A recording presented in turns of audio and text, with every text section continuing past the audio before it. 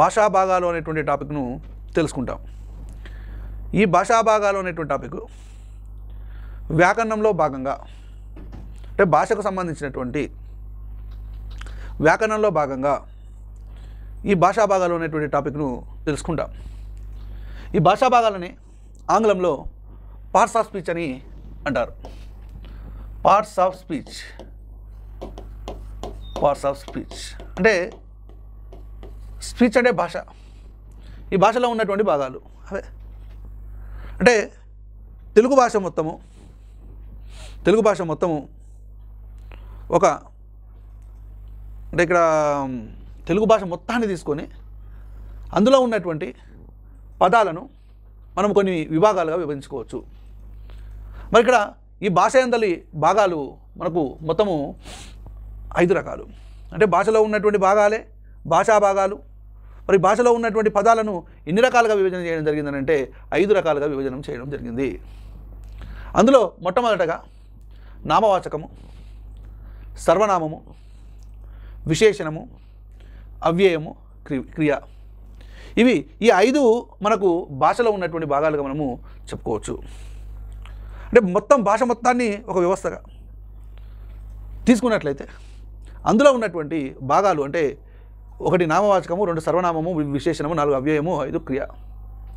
ఈ 5 గురించి తెలుసుకున్నట్లయితే మనకు భాషా భాగాలు అనేటువంటి టాపిక్ కంప్లీట్ అవుతుంది. చాలా చాలా చాలా ముఖ్యమైనటువంటి టాపిక్ అంటే ఇది. తప్పనిసరిగా భాషా భాగాలు అనేటువంటి అంశం మీద ప్రశ్నలు రావడానికి అవకాశము ఉన్నది.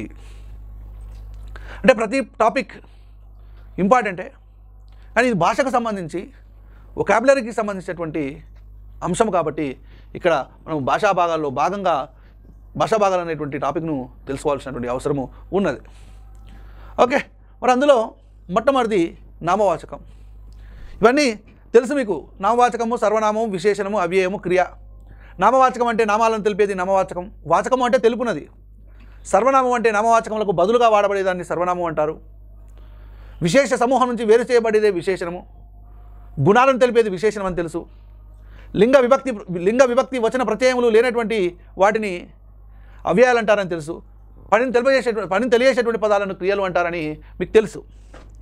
ఇది చాలా వరకు ఒకే మాటలో చెప్పాలంటే ఇది 5 నిమిషాల టాపిక్ అంతే. ఆల్రెడీ ఇప్పుడే అన్నింటినీ వివరించడం జరిగింది. పేర్లను తెలిపేది నామవాచకం. భాషలో పేర్లు ఉంటాయి కదా, పేర్లన్నీ నామవాచకం. పేర్లకు బదులుగా వాడబడేటువంటి పదాలు ఉంటాయి కదా, అవన్నీ సర్వనామం. గుణాలను తెలిపేటువంటి పదాలు ఉంటాయి కదా భాషలో, అవన్నీ విశేషణాలు. లింగ వచన విభక్తి ప్రత్యయాలు లేనటువంటివి తెలుగు భాషలో చాలా ఉంటాయి, అవన్నీ అవ్యయాలు. పనిని తెలియజేసేటువంటి క్రియాపదాలు ఉంటాయి కదా భాషలో, అవన్నీ క్రియలు. అయిపోయా, అంతేనా? మళ్ళీ నామవాచకంలో భాగాలు ఉంటాయి, రకాలు. మళ్ళీ సర్వనామంలో రకాలు ఉంటాయి, విశేషణంలో రకాలు ఉంటాయి, అవ్యయంలో రకాలు ఉంటాయి, క్రియలో రకాలు ఉంటాయి. మరి ఒక్కొక్క దాని గురించి మనము ఇప్పుడు తెలుసుకుందాము. మొట్టమొదటగా నామవాచకం గురించి తెలుసుకుందాం. నామవాచకము అంటే నామం అంటే పేరు. నామము అంటే పేరు. పేర్లను తెలియజేసేటువంటి వాచకాలను, పదాలను పేర్లను తెలియజేయనదే నామవాచకము. దాన్ని ఇంగ్లీష్లో నౌన్ అంటారు, తెలుసు. అదే సర్వనామాన్ని ప్రొనౌన్ అంటారు. విశేషణాన్ని ఎడ్జెక్టివ్ అని అంటారు. క్రియను వెర్బ్ అని అంటారు. అట్లా నామము అంటే పేర్లను తెలియజేసేటువంటిదే నామవాచకము. ఈ నామవాచకం మరలా 5 రకాలు. 1 జాతి నామవాచకము, 2 సంజ్ఞానామవాచకము, 3 గుణనామవాచకము, 4 సముదాయక నామవాచకము, 5 క్రియానామవాచకము. నామవాచకం 5 రకాలు. 1 జాతి నామవాచకం, 2 సంజ్ఞానామవాచకం, 3 గుణనామవాచకము, 4 సముదాయక నామవాచకం, 5 క్రియానామవాచకము. అందులో మొట్టమొదటగా జాతీయ నామవాచకం చెప్దాం. జాతీయ నామవాచకము అని అంటే ఒక జాతికి చెందినటువంటి నామవాచకాలు. అంటే జాతికి చెందినటువంటి ఒక జాతి మొత్తాన్ని సూచించడానికి వాడేటువంటి పదాలు ఉంటాయి కదా భాషలో, వాటిని ఏమంటారు అని అంటే జాతి నామవాచకం అని అంటాం. జాతి మొత్తాన్ని. ఇప్పుడు ఉదాహరణగా గోవు అనే నామం, గోజాతిని మొత్తం తెలియజేస్తుంది ఆ పదము, అది జాతి నామవాచకం అవుతుంది. పులి అని అన్నాము, పులి జాతి. ఆవు అన్న, గోవు అన్న ఒకటే. నక్క, మనుషులు, మనుష్య జాతి. ఇది నామమే, పేరే, కానీ ఒక జాతికి సూచనకంగా ఈ పదాన్ని వాడతాం. కాబట్టి ఈ పదాలు భాషలో ఉంటాయి. ఈ భాషలో మరి జాతికి చెందినటువంటి, ఒక జాతికి సంబంధించినటువంటి ఆ పదాలన్నింటినీ ఏమంటారు అని అంటే జాతీనామవాచకం అని అంటారు. జాతినామవాచకం అంటే సమాన స్వరూప స్వభావాలు కలిగినటువంటి జాతికి సంబంధించినటువంటి నామవాచకం. అంటే ఏదైతే సమాన స్వరూప స్వభావాలు కలవు. ఇప్పుడు గోవు ఉన్నది, గోవులో అన్ని సమాన స్వరూప స్వభావాలు కలిగి ఉంటాయి కాబట్టి అది ఒక జాతి, కాబట్టి దాన్ని జాతినామవాచకం అంటారు. పులి ఉన్నది, పులులన్నీ సమాన స్వరూప స్వభావాలు కలిగి ఉంటాయి కాబట్టి అదొక జాతినామవాచకం. నక్క ఉంది, నక్కలు అన్నీ సమాన స్వరూప స్వభావాలు కలిగి ఉంటాయి కాబట్టి అది జాతినామవాచకం అని చెప్పొచ్చు. మనుషులు అందరూ ఒకే విధంగా అంటే రూపాలు వేరే విధంగా ఉండొచ్చు కానీ అందరికీ మన సమాన స్వరూప స్వభావాలు, రెండు చేతులు, రెండు కాళ్ళు, అంటే కొంతమంది వేరే ఉండొచ్చు కానీ అంటే సమాన స్వరూప స్వభావాలు కలిగినటువంటిది కాబట్టి దీన్ని జాతినామవాచకము అనొచ్చు. ఓకే, నెక్స్ట్ సంజ్ఞానామవాచకం. సంజ్ఞ అంటే గుర్తు, అదే పేరు. సంజ్ఞ అంటే పేరు. సంజ్ఞ అంటే పేరు. ఈ పేర్లను తెలియజేసేటువంటి నామవాచకాలే సంజ్ఞానామవాచకాలు.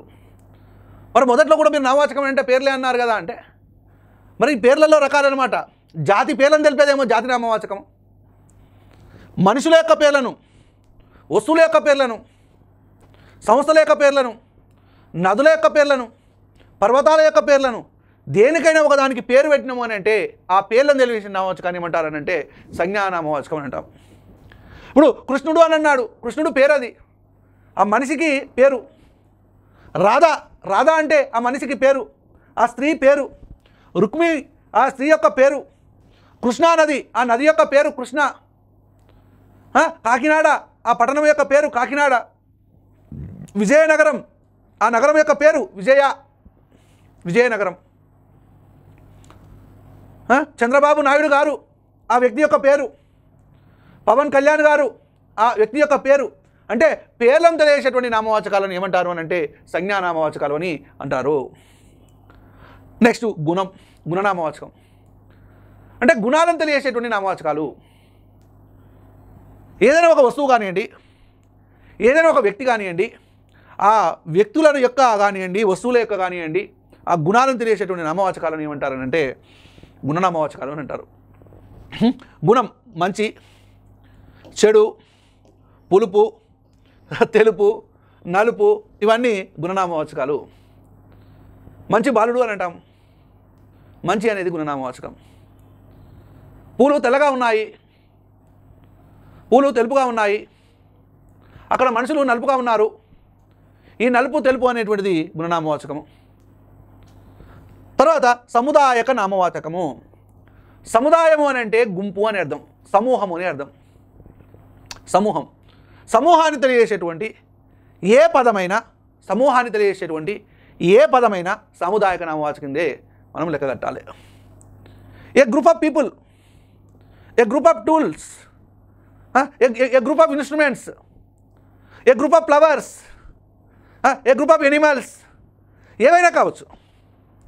సముదాయము. ఏ గ్రూప్ ఆఫ్ పీపుల్ అంటే ఒక సమూహము. ఏ గ్రూప్ ఆఫ్ షీప్ గొర్రెలు. మరి ఈ గొర్రెల యొక్క సమూహాన్ని ఏమంటారు? మంద అనేటువంటిది ఏ నామవాచకం అవుతుందంటే సముదాయక నామవాచకం అవుతుంది. మంద. తండ, కొంతమంది వ్యక్తుల యొక్క సమూహాన్ని తండ అని అంటారు. గుంపు, అక్కడ గుంపులుగా ఉన్నారు అని అంటాము.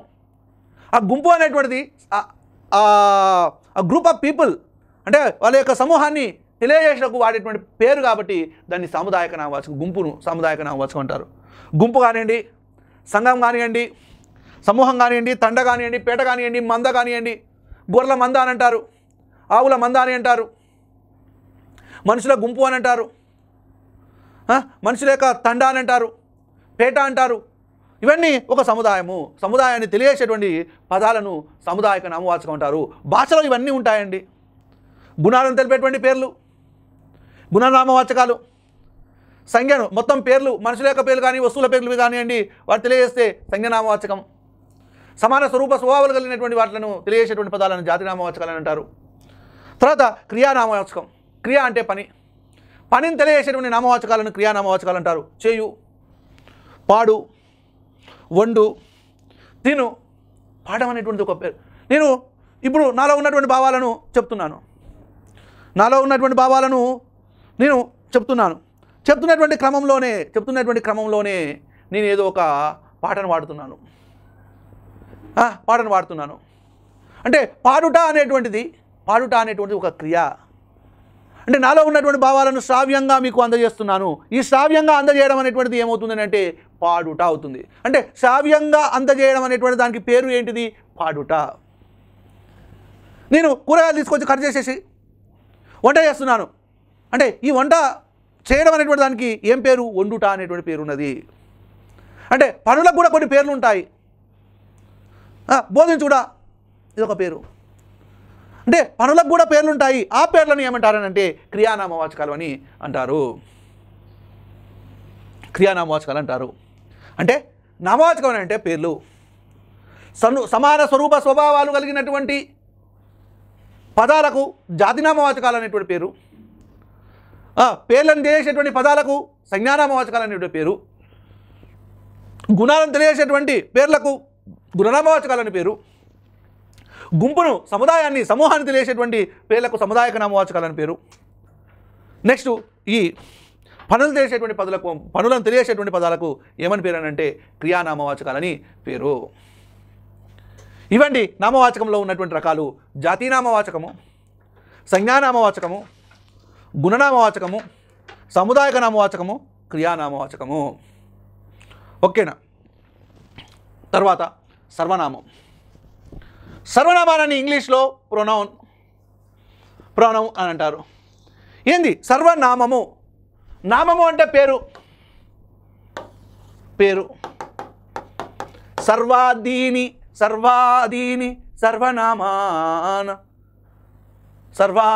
సర్వనామము అంటే ఏం లేదండి, నామమునకు బదులుగా, పేర్లకు బదులుగా ఏ పదాలనైతే వాడుతున్నామో వాటికి సర్వనామాలు అని పేరు. నామాలకు బదులుగా. నామము అంటే పంగనామాలు కావు, పేర్లు అని అర్థం. ఈ పేర్లకు బదులుగా భాషలో ఏ పదాలను అయితే వాడతామో ఆ పదాలకు ఏమని పేరు అని అంటే సర్వనామాలు అని పేరు. ఇప్పుడు ఒక ఉదాహరణ చెప్తాను, జాగ్రత్తగా గమనించాలి. రాముడు బడికి వెళుతున్నాడు.